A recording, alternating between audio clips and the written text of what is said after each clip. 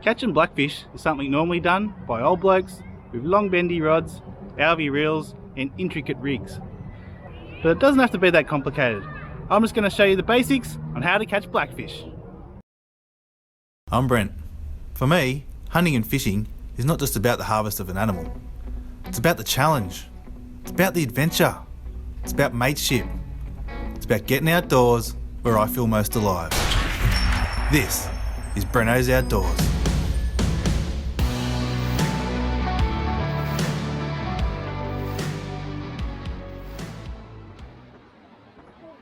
I've just rigged up, about to go fishing. Before I head out, I'll show you the rod and the rig.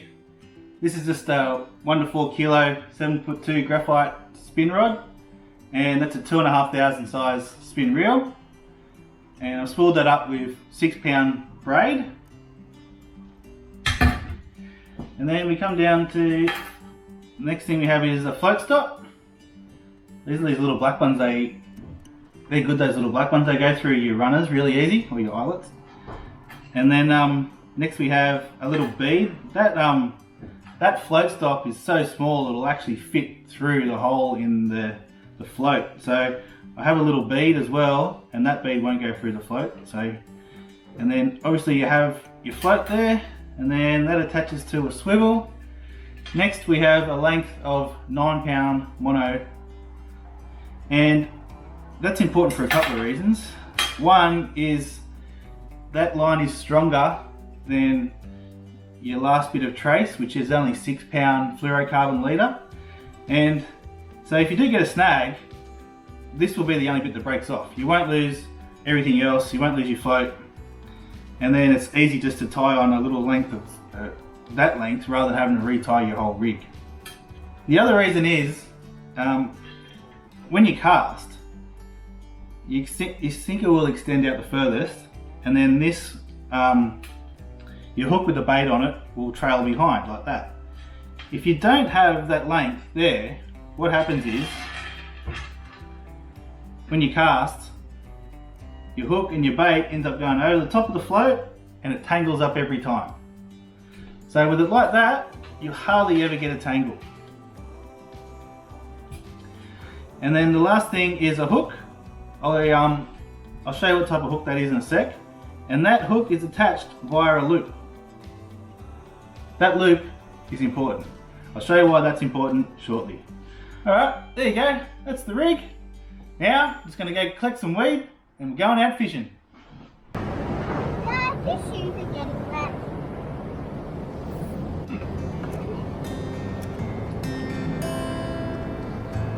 Alright, that's bait sorted. Now let's go catch some fish.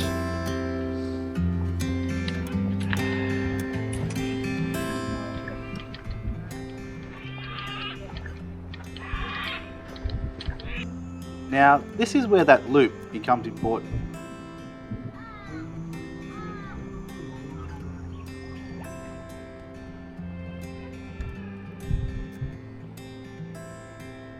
You put the weed through the loop, and then you spin half of it one way around the hook, and then the other half you spin the opposite way around the hook. Then bunch it all together. Make sure your barb's exposed. And there's your bait, ready to go. Blackfish like to sit in back eddies. They'll sit just off the main current and wait for the food to be brought to them.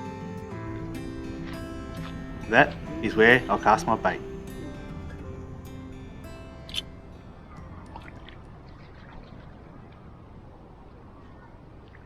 It's very hard to do, but when that float goes down, you've got to count to 3, then strike.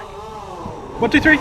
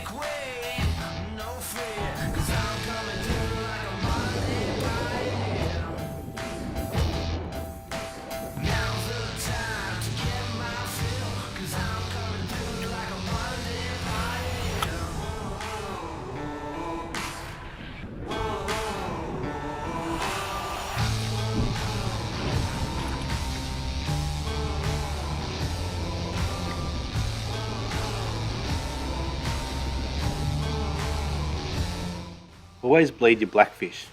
And next, I'll show you how to fillet them. That's lunch.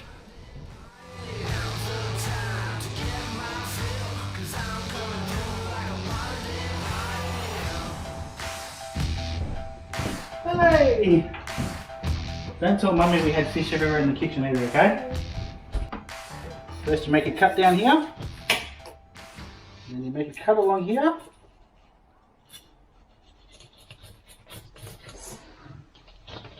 My dad showed me how to do this when I was little. Like 3 years old? Flip it over and you do the same this side.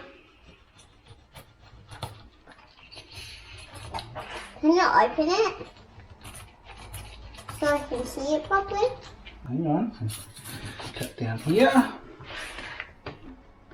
Is that a different tripod?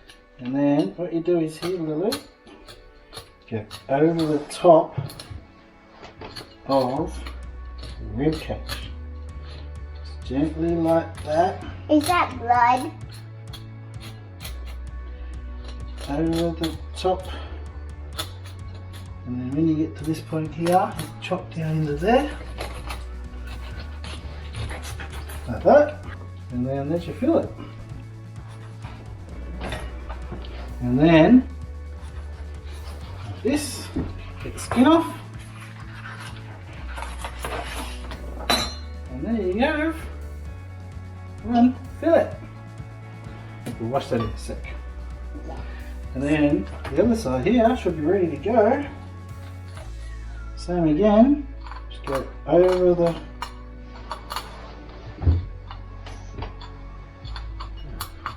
So what's this? What's this that up? scales. Scales. And then you go down like Can I this. put the scales on the kit? And flip that over.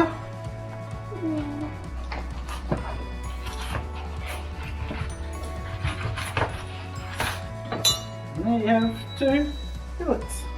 The frames make awesome crab bait. Here's another good tip to keep your fillets fresh. One of these containers, and it's got this little tray in the bottom. So your fillets don't sit in their own juice. You sort of get a layer of the juice down in the bottom.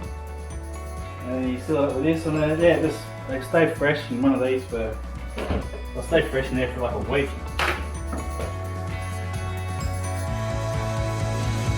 Thanks for watching, guys. See you next time.